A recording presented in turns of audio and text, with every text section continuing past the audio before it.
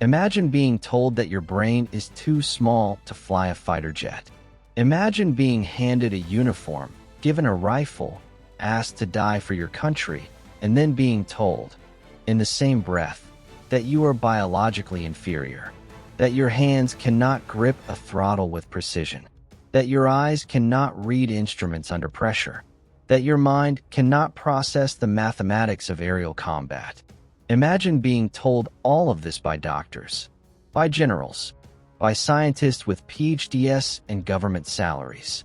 And then imagine climbing into the cockpit of a P-51 Mustang, pushing that throttle forward and proving every single one of them catastrophically, historically, permanently wrong. That is not a story from a distant, unrecognizable civilization. That is America. That is 1941. And that is the beginning of one of the most extraordinary chapters in the entire history of military aviation. Today, we are going to talk about the Tuskegee Airmen. And by the time we are finished, you are not just going to know their names. You are going to feel the weight of what they carried. You are going to understand the magnitude of what they defeated. Not just the enemy aircraft they shot down over the skies of Europe, but the enemy ideology that lived inside the walls of the United States War Department itself. So buckle in, because this story moves at 400 miles per hour, and it does not slow down. To understand the Tuskegee Airmen, you have to understand the world they were born into. The early 20th century in America was not simply a time of racial prejudice in the casual, social sense. It was a time of institutionalized, government-sanctioned, scientifically endorsed white supremacy. And that last word, scientifically, is the one that matters most for this story. Because the mythology that Black Americans were intellectually and physically inferior was not just whispered in the streets. It was published in academic journals. It was cited in congressional testimony. It was encoded into military policy. The United States Army, in the years leading up to World War II, operated under a formal doctrine of racial segregation. And this doctrine was not presented as prejudice. It was presented as science. Military psychologists had administered intelligence tests during World War I, tests that were later revealed to be profoundly biased against non-English speakers, against people with limited formal education, against anyone who had not grown up in white, middle-class American culture. But the results of those tests were used for decades as proof that Black soldiers were intellectually unfit for complex military roles. Aviation was considered the most intellectually demanding role of all. The calculations required for navigation, the split-second decision-making required for aerial combat, the technical understanding required to manage a high-performance aircraft engine, all of this was considered, officially, beyond the cognitive capacity of African Americans. In 1925, the United States Army War College produced a formal study. It was called The Use of Negro Manpower in War, and it stated, in clear, clinical language, that Black men were inferior to white men in intelligence, in courage, in leadership capacity, and in physical coordination. This document was not written by fringe extremists. It was written by senior military officers. It was read by generals. It was used as the foundation of personnel policy for the entire United States Army. And it sat in official files, shaping decisions, for nearly 2 decades. This is the world that the Tuskegee Airmen were born into. Not just a world of prejudice, but a world of pseudoscience dressed in the language of authority. Now let us go back even further. Because the roots of this story do not begin in a cockpit. They begin in classrooms. They begin in churches. They begin in the stubborn, unbreakable conviction of Black Americans that they would not accept a ceiling placed over them by other men's fear. The Great Migration had brought hundreds of thousands of African Americans from the rural South to the industrial cities of the North. Chicago, Detroit, New York, Pittsburgh, and in those cities, a new Black professional class was slowly, painfully, brilliantly emerging. Lawyers, doctors, engineers, educators, and among them, almost invisibly at first, aviators. In 1921, a woman named Bessie Coleman became the first African American and the first Native American to earn a pilot's license. She could not get her training in America. No American flight school would accept her. So she learned French, moved to Paris, and earned her license from the Fédération Aéronautique Internationale. She came back to America as proof that the barrier was not biological. It was artificial. It was constructed. And what is constructed by human hands can be dismantled by human will. Coleman died in a tragic accident in 1926, but her legacy was electric. She had ignited something. Black aviation clubs began to form across the country. In Chicago, the Challenger Air Pilots Association trained black men and women to fly. In other cities, small, underfunded, determined groups of African Americans were teaching themselves to master the sky, using borrowed planes, rented fields, and sheer refusal to accept that the atmosphere was segregated.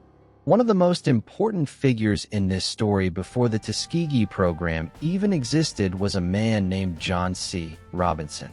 Born in Mississippi, raised in poverty, rejected by every aviation school in America, he too went abroad, trained in Chicago's Curtiss Wright Aeronautical School after enormous effort and public pressure forced them to accept one black student, and became such a skilled aviator that he went to Ethiopia to help defend that nation against Mussolini's invasion in 1935, commanding the Imperial Ethiopian Air Force.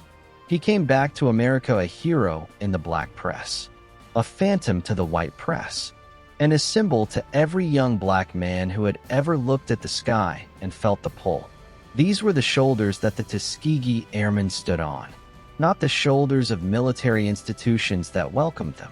The shoulders of people who had to build their own ramps to reach the door. Then came the war. And war, as it always does, created contradictions that peacetime could paper over, but combat could not afford to ignore. Germany invaded Poland in September of 1939. Within 2 years, the entire structure of the known world was fracturing. America was mobilizing on a scale that had never been seen before. The military needed bodies. It needed pilots. And black Americans, watching the war from behind the walls of Jim Crow, made a decision. They would fight. They would fight for a country that did not fully recognize their humanity, because they understood something that their government had not yet grasped, that the act of fighting would itself become the argument. That valor is a language that even the most hardened bigot eventually has to reckon with. The NAACP, black newspapers like the Pittsburgh Courier, black civic organizations, they pushed, they lobbied, they petitioned, they demanded that African Americans be allowed to serve in the Army Air Corps, the most elite, most visible, most symbolically powerful branch of the military. And the resistance was fierce. The official position of the Army Air Corps was that training black pilots was not feasible. They cited the scientific studies. They cited the War College report. They argued that integrated training facilities would cause disruption, a polite word for the violence that white soldiers might visit upon black soldiers if forced to share space as equals. They argued that the cost of building separate facilities was too high. They argued, in essence, that it was more expensive and more difficult to uphold justice than to perpetuate injustice, and that therefore injustice should be maintained. But the political pressure did not stop, and in 1940, something shifted. President Franklin D. Roosevelt, facing a presidential election and deeply aware of the growing political power of black voters in northern cities, signed an executive order that prohibited racial discrimination in the defense industry. It was not a sweeping civil rights revolution, but it was a crack in the wall. And through that crack, the Tuskegee program was born. The decision was made to establish an all-black pursuit squadron. It would be trained at the Tuskegee Institute in Alabama, on a campus that had been built by the great Booker T. Washington as a center of black education and excellence. The logic, from the military's perspective, was containment. Keep them separate. Keep them visible but controlled. If they fail, and the expectation, the genuine institutional expectation, was that they would fail, use that failure as final proof that the science had been right all along. If by some miracle they succeeded, they could be managed. They could be kept in their own units. The experiment would not contaminate the larger structure of segregation. What the architects of this plan did not account for was the quality of the men who would be walking through that gate at Tuskegee. The first class of aviation cadets at Tuskegee Army Airfield reported in 1941. They came from across the country, from cities and small towns, from universities and from poverty. They were college graduates, tradesmen, athletes, musicians, teachers. They had beaten out hundreds of other applicants. And they arrived at a facility that was, in many respects, deliberately designed to make them fail. The equipment was older. The facilities were inferior. The white officers who commanded the overall installation held many of the same prejudices as the institutions that had sent them. Black trainees were subjected to the same petty humiliations of Jim Crow, even on a military base. Separate dining facilities, separate recreation areas, the constant low-grade message that they were tolerated here, not welcomed. And some of the white instructors and evaluators graded them harder, not out of a desire to see them succeed, out of a desire to build a record that would justify washing them out. Every failure was a victory for the ideology that had sent them here expecting to fail. But here is the thing about prejudice as policy. It is brittle, because it depends on the people it targets cooperating with the narrative. And these men did not cooperate. The first group of cadets who graduated from Tuskegee did so on March 7, 1942. There were 5 of them. Captain Benjamin O. Davis, Jr., the son of the first black general in the United States Army, a West Point graduate who had been silenced by a 4-year campaign of his fellow cadets refusing to speak to him. A man of such ferocious discipline and intelligence that the institution could not find legitimate grounds to break him. He was among them. The others were Lemuel Custis, Mac Ross, Charles Debo, and George Spencer Roberts. 5 men. 5 P-40 Warhawk fighter pilots. The first black combat aviators in the history of the United States military. And they were only the beginning. The 99th Pursuit Squadron, built from these graduates, was activated and began training. They trained harder than any unit should have had to train because they understood that they were not just flying missions. They were flying arguments. Every clean landing was an argument. Every successful instrument approach in low visibility was an argument. Every time one of them mastered a maneuver that the pseudoscience had declared beyond their capacity, they were writing a sentence in a historical document that would outlast every general who had ever signed his name to a policy of exclusion. In the spring of 1943, the 99th was deployed to North Africa. This was the moment the skeptics had been waiting for. In the quiet offices of the War Department, there were men with ranks and titles who genuinely believed that combat would expose the truth, that these pilots would crumble, that they would panic, that they would fail in the ways that the science had predicted. The 99th flew its first combat mission on June 2, 1943, over Pantelleria, a heavily fortified Italian island that the Allies needed to neutralize before the invasion of Sicily. And they flew it with precision. They flew it with discipline. They flew it with the controlled aggression of men who had been told their entire lives that they could not do exactly what they were doing. But here is where the story takes one of its most infuriating turns, because victory was not enough to silence the opposition. Colonel William Momeyer, the white commander of the fighter group that the 99th was attached to, wrote an official report to the War Department claiming that the 99th had performed inadequately. He said they lacked aggressiveness. He said they had poor discipline under fire. He recommended that all black flying units be removed from combat and reassigned to non-combat roles. This report landed in Washington like a grenade. The Army's Advisory Committee on Negro Troop Policies took it up. There were serious discussions about whether the entire experiment should be terminated, whether the training program at Tuskegee should be shut down, whether the pseudoscience had been right after all. What saved the program was data. And Benjamin O. Davis, Jr. Davis was called to Washington to testify, and he walked into that room with statistics. He walked in with the documented performance records of every pilot in the 99th. He walked in with the analysis showing that the 99th's performance compared favorably with other P-40 units flying in the same theater against the same opposition in the same conditions. He pointed out that Momeyer's evaluation contained no statistical basis, that it was opinion dressed as analysis, that the same report applied to any of the white fighter units that had initial struggles adapting to combat conditions would have led to the same recommendation, but had not, because their struggles were attributed to inexperience, not race. Davis won. The committee found that the 99th's record did not justify withdrawal from combat. And in January of 1944, the Tuskegee Airmen proved why that decision was correct in a way that could not be disputed. On January 27th and 28th, 1944, the 99th flew 2 consecutive days of intense aerial combat over the Anzio beachhead in Italy. On those 2 days, the pilots of the 99th shot down 12 German aircraft. 12. In 2 days. The January 27th engagement alone produced 8 confirmed kills, one of the highest single-day tallies for any Allied unit in that theater.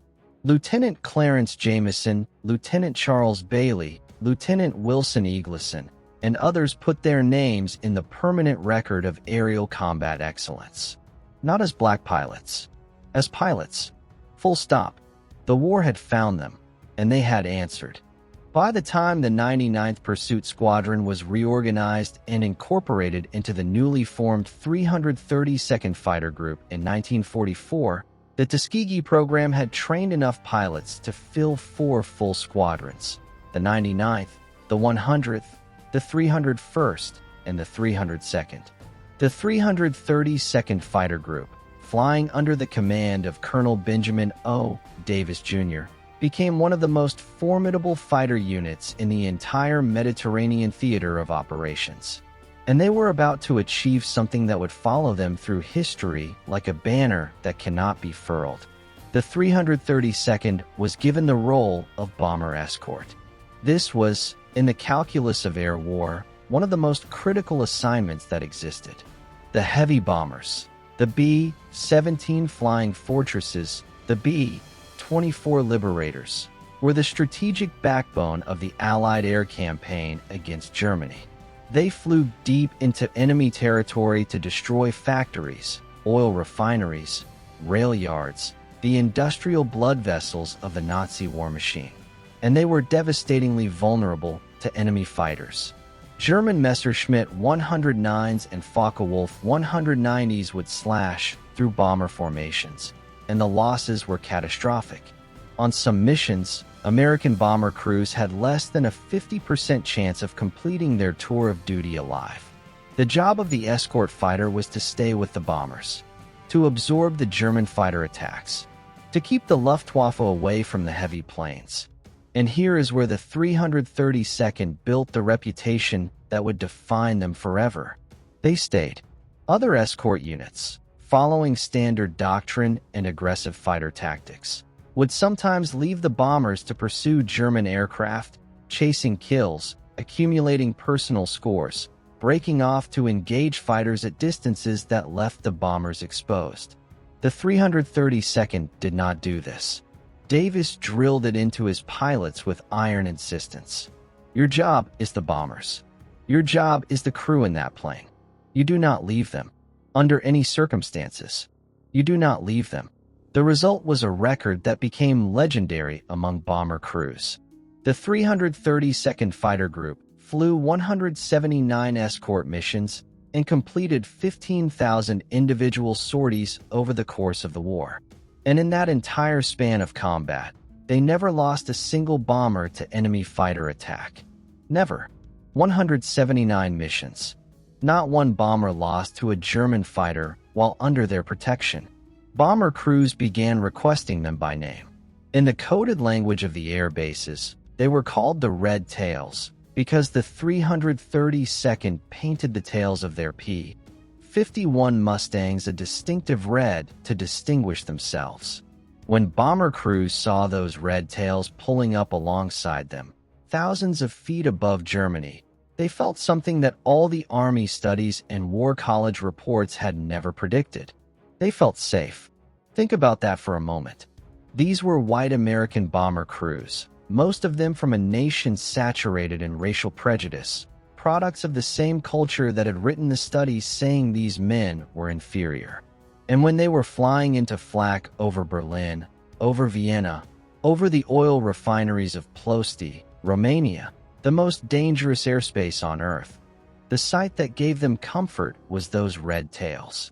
The Tuskegee Airmen. The men the War Department had debated whether to put in combat at all. The missions they flew were extraordinary in their range and their danger. On March 24, 1945, the 332nd flew what became the longest escort mission of the entire war, a round trip of approximately 1,600 miles to Berlin itself. The target was a tank factory inside the German capital. The mission lasted 7.5 hours. The pilots flew through intense anti-aircraft fire and encountered Luftwaffe resistance, including, for the first time, Germany's revolutionary new jet-powered aircraft, the Messerschmitt 262. The Me-262 was faster than any propeller aircraft the Allies had. And yet, during that Berlin mission, pilots of the 332nd shot down 3 of them. 3 jet aircraft, down by pilots in piston-engine P-51s, through superior skill and tactical awareness. For that mission, the 332nd Fighter Group was awarded a Distinguished Unit Citation. The citation commended their devotion to the mission, their technical proficiency, and their valor. It was signed by generals. It was filed in official records. And it stood in permanent, documented contradiction to every study, every report, every pseudoscientific claim that had said these men were not capable of this. But the story of the Tuskegee Airmen is not only a story of combat victories. It is a story of what happened on the ground as well. And what happened on the ground was, in many ways, just as fierce a battle. At Freeman Field in Indiana in April of 1945, more than 100 black officers were arrested. Their crime was attempting to enter an officers' club that had been designated for white officers only, in direct violation of an Army regulation that prohibited racial segregation in officer facilities. The men knew the regulation. They had read it. They knew that what was being done to them was illegal under the Army's own rules. And they walked through that door anyway. The Freeman Field Mutiny, as it was called by those who wanted to punish it, and the Freeman Field Protest, as it was called by those who understood it, resulted in the court-martial of 3 of the officers. One of them, Lieutenant Roger Terry, was convicted and fined. He would not receive a full pardon and have his record corrected until 1995, 50 years later. The other arrests were eventually dropped, but the records of those 101 men were stained for years. These men understood exactly what they were doing. They had come home from combat missions over Europe. They had protected bombers over Berlin. They had shot down German jets. They had earned the Distinguished Unit Citation. And they came back to a base in Indiana where they were told they could not sit in the same room with white officers who had not seen a fraction of the combat they had. And they said no. They said no clearly, formally, and at great personal risk. This is the other battle the Tuskegee Airmen fought. The one that did not have a flight log. The one where the enemy wore the same uniform. The men of the 332nd Fighter Group were awarded a total of more than 150 distinguished flying crosses during the war. Individual acts of valor that were recognized, recorded, and decorated. Pilots like Lee Archer, who came within reach of ace status. 5 confirmed aerial kills. and whose actual total is still debated by historians who believe his records were misattributed. Pilots like Charles McGee, who would go on to fly combat missions in 3 separate American wars, World War II, Korea, and Vietnam, accumulating 409 combat missions over the course of his military career, a number that staggers the imagination. Pilots like Daniel "Chappie" James, who would later become the first black 4-star general in the history of the United States military. These were not men who were given opportunities and succeeded. These were men who broke down doors with their bare hands and built the staircase themselves, one mission at a time. And what about the science? What about the studies? What about the careful academic architecture of racial inferiority that had been used to justify keeping them on the ground? The combat record of the Tuskegee Airmen did not merely challenge that architecture. It demolished it, systematically, with the precision of the same intelligence that the studies had claimed did not exist. After the war, the Army commissioned a study of its own racial policies. In 1948, a report called Freedom to Serve was produced by the President's Committee on Equality of Treatment and Opportunity in the Armed Forces. And its conclusion, based in large part on the documented combat performance of black units during the war, including the Tuskegee Airmen, was unambiguous. Segregation in the military was not just morally wrong. It was operationally inefficient. It wasted talent. It cost combat effectiveness. It was bad policy on every measurable dimension. President Harry S. Truman signed Executive Order 9981 in July of 1948, desegregating the United States military. The Tuskegee Airmen did not cause this alone. The broader civil rights movement, the political activism of Black Americans across decades, the pressure of international opinion, the moral weight of fighting a war against fascist racial ideology while practicing racial segregation at home. All of these were forces. But the Tuskegee Airmen were the most visible, most documented, most statistically undeniable refutation of the pseudoscientific framework that had justified military segregation. They were the evidence that broke the argument. But here is something that is rarely talked about in the tidy narrative versions of this story. The desegregation of the military was not welcomed by everyone who had served alongside the Tuskegee Airmen. There were white officers, some of whom had watched those red tails fly, who still opposed integration. There were men who had seen the performance data and still clung to the ideology. Because the mythology of racial hierarchy was never really about the data. The data was a costume. Underneath, it was fear. Fear of equality. Fear of what equality meant for the social structures that had given certain people unearned advantages for generations. The Tuskegee Airmen did not resolve that fear.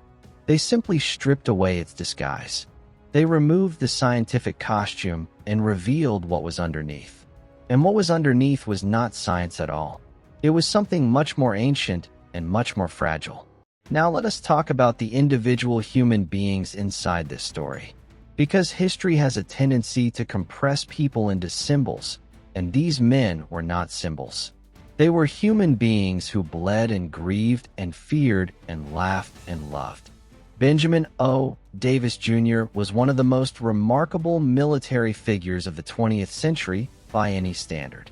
At West Point, he had endured 4 years of what was called silencing, a deliberate campaign by his fellow cadets to refuse to speak to him, to eat with him, to acknowledge his existence.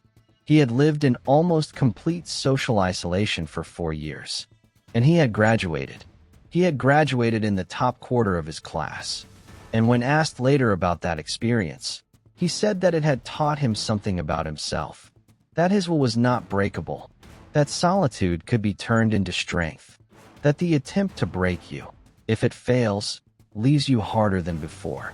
He commanded the 332nd with a ferocity of discipline and a clarity of purpose that men who served under him remembered for the rest of their lives. He was not warm in the conventional sense. He was exacting. He was demanding. He held his pilots to standards that felt sometimes impossibly high, because he understood that they could not afford the luxury of ordinary. Ordinary would be used against them. Excellence was the only defense. After the war, Davis continued to serve. He was eventually promoted to general. He received the Presidential Medal of Freedom in 1998. He died in 2002. And at his funeral, among the tributes, there were words from men who had flown under his command, old men by then, who spoke of him not just as their commander, but as the person who had made them believe that the door would open if they flew straight and fast enough and never looked down.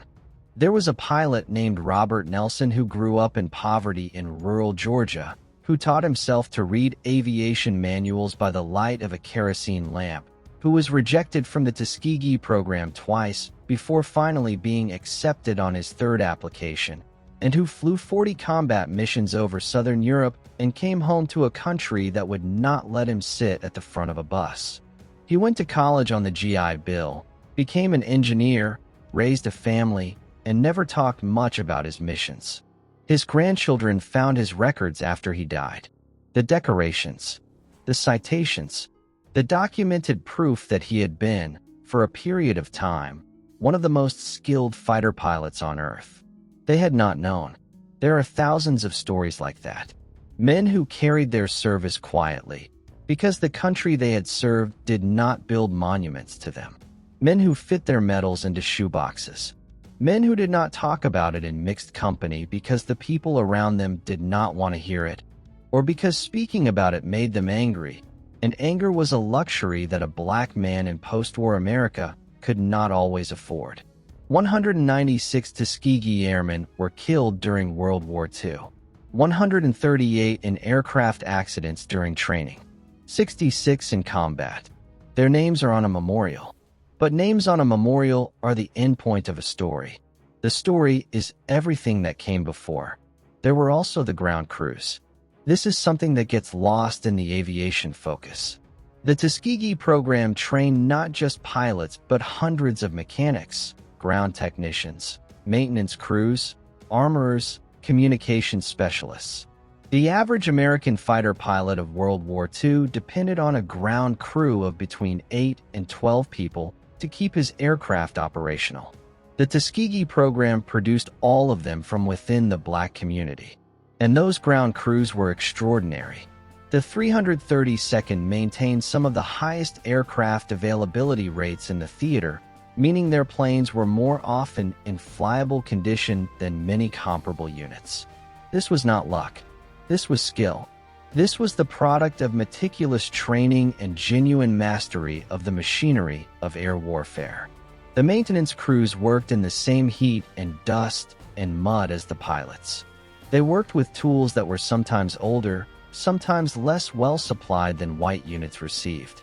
They worked under commanders who sometimes saw them as an afterthought to the glamour of the flying. And they kept those P-51s flying. Engine after engine, wing after wing. They kept them flying. The Tuskegee program produced over 900 pilots during the war. Out of roughly 1,000 men who entered pilot training, approximately 450 were sent overseas, and around 350 flew combat missions. The numbers vary slightly depending on the source and the definitions used, but the scale is important to understand. This was not a handful of exceptional individuals. This was a cohort, a generation. A systematic, large-scale demolition of a scientific myth conducted by hundreds of men simultaneously across thousands of missions in 2 years of combat. And then the war ended. The men came home. And what they came home to is perhaps the most painful part of this story. They came home to the same segregated America they had left. The same Jim Crow laws. The same separate lunch counters, separate water fountains, separate schools. In some southern states, a black veteran in uniform was a target for violence, not a figure of respect. There are documented cases of black veterans being attacked, beaten, some murdered, by white civilians and white law enforcement officers within weeks or months of returning from combat. A man who had flown escort over Berlin came home and could not vote in Alabama. A man who had been awarded the Distinguished Flying Cross could not eat at a diner in Georgia. There is a profound and terrible irony in this, but it is also important to understand that the Tuskegee Airmen understood this irony before they ever boarded the transport to North Africa. They knew what they were going home to. They went anyway, not because they were naive, not because they thought their service would immediately transform the country, but because they understood that the act of service was itself a weapon in the longer fight. And because, underneath everything, they loved America, or at least loved the America that existed in the words of the founding documents, the America that had not yet been built, but that they were willing to help build through their sacrifice. Frederick Douglass had said it nearly a century before them. Let the black man get upon his person the brass letters U.S. Let him get an eagle on his button and a musket on his shoulder, and there is no power on earth which can deny that he has earned the right of citizenship. The Tuskegee Airmen had that eagle. They had the musket. They had the Distinguished Unit Citations and the Distinguished Flying Crosses and the 179 escort missions without a single bomber lost. They had Benjamin Davis before a congressional panel, disassembling the pseudoscience with his own documented facts. They had those red tails over Germany. They had all of it, and they were going to use it. The civil rights movement that gathered force in the 1950s and 1960s drew on the moral authority of black veterans in ways that are still not fully appreciated.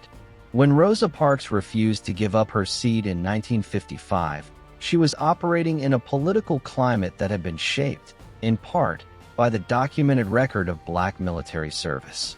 When Thurgood Marshall argued before the Supreme Court in Brown v.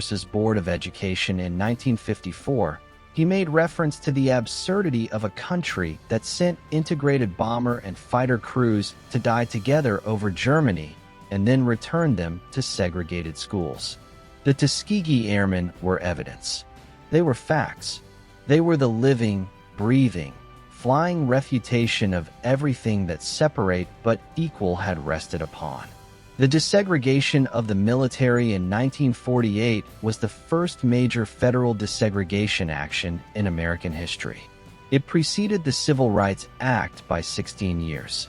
And while many forces drove it, the combat record of black military units, with the Tuskegee Airmen as the most visible and most documented example, was central to the argument. One of the most poignant moments in the long aftermath of their service came in 2007, when the surviving Tuskegee Airmen were invited to Washington, D.C., to receive the Congressional Gold Medal, the highest civilian honor that the United States Congress can bestow. More than 300 surviving airmen and their families came to the Capitol. Most of them were in their 80s. Some arrived in wheelchairs. They sat in the rotunda of the Capitol building, in the room where the Great Dome rises above the marble floors and the paintings of American history look down from the curved walls, and they received the medal that their country had taken 62 years to give them. Many of them wept, and many of them also carried, alongside the emotion of that day, something harder, something quieter, because they remembered the men who had not made it to that room, the 196 who died, the ones who came home and lived out their lives in obscurity, the ground crews and the support staff who rarely made it into any ceremony. They remembered all of it. Retired General Benjamin O. Davis Jr. was not there in 2007. He had died in 2002. But his widow, Agatha Davis, was there. And when they placed the medal in her hands, she held it for a long moment before she spoke. She said that Benjamin would have said it was too long in coming. And then she smiled and said that he also would have said it was time to get back to work. That is the spirit of the Tuskegee Airmen, and it is the most important thing to carry forward from this story. Not just the record, not just the statistics, not just the refutation of the pseudoscience, but the understanding that justice delayed is not justice denied only when the people being denied decide to keep fighting. The Tuskegee Airmen never stopped fighting. In cockpits over the Mediterranean, in congressional testimony rooms in Washington, at the door of the officers' club at Freeman Field, in the quiet, steady rebuilding of their lives after the war in a country that had not yet decided to deserve them. The science that was used against them was not complicated science. It was motivated science, conclusions in search of evidence, ideology dressed in academic language. And the Tuskegee Airmen's greatest contribution was not just that they defeated it. It was that they showed, permanently, what the defeat of such science looks like. It does not look like an argument. It does not look like a debate. It looks like men climbing into cockpits. It looks like red tails over Germany. It looks like 179 missions and not a single bomber lost. It looks like data so overwhelming that even the most committed ideologue cannot manufacture a counterargument that holds together under the weight of documented fact. When you walk through the National Air and Space Museum in Washington, there is a section dedicated to military aviation. Among the exhibits, there are photographs of the Tuskegee Airmen. There is a P-51 Mustang on display. And if you look at the tail of that aircraft, it is painted red. The red that German pilots came to recognize as a warning. The red that American bomber crews came to recognize as safety. The red that the War Department, with all its studies and all its reports and all its institutional power, had never anticipated seeing over the skies of Europe because the men who painted it were not supposed to be capable of getting there. But here is what I want you to sit with in these final moments of this story. The Tuskegee Airmen were extraordinary, genuinely, historically extraordinary, but they were also ordinary men. They were afraid. They lost friends. They grieved. They made mistakes in training and learned from them. They had moments of doubt and moments of exhaustion. They were human beings doing a human thing, trying to do their jobs with excellence and to survive and to come home to the people they loved. The mythology of the Tuskegee Airmen sometimes does them a disservice by making them so heroic that they seem superhuman. Because the truth is more powerful than that. They were not superhuman. They were human, and everything they achieved as human beings, against institutional opposition, against pseudoscientific doctrine, against the organized will of a government that had been designed, in part, to hold them back. They were not given an equal shot and then performed at the highest level. They were given a sabotage shot and performed at the highest level anyway. That is the difference. And that difference is everything. The myths that the military establishment held about black pilots in 1941 were not merely wrong in the casual sense of being mistaken. They were wrong in the criminal sense of being fraudulent, of being deliberate distortions of observable reality, constructed to maintain a system of advantage for some at the expense of others. And the Tuskegee Airmen did not just disprove those myths. They exposed the mechanism by which those myths had been constructed and sustained. They made visible the architecture of institutionalized prejudice in a way that could not be hidden again. Every system that uses false science to justify injustice is fragile. It depends on the people it oppresses not having the resources, the access, or the opportunity to mount the kind of systematic rebuttal that the Tuskegee Airmen mounted. It depends on the evidence never reaching the scale that makes denial impossible. The Tuskegee Airmen reached that scale. They flew it there, mission by mission, kill by kill, escort by escort, citation by citation, and the world has never quite been the same. The next time you look up at the sky, the next time you see a contrail drawn across the blue by some aircraft too high to see clearly, think about what it took for certain human beings to earn the right to make that mark. Think about the classrooms where they were told they could not understand the instruments. Think about the studies that said their hands were not steady enough. Think about the generals who signed the reports and the presidents who did not initially oppose them, and the long, grinding, exhausting, necessary work of proving through action what should have been accepted through principle. Think about those red tails. And remember that they are still flying.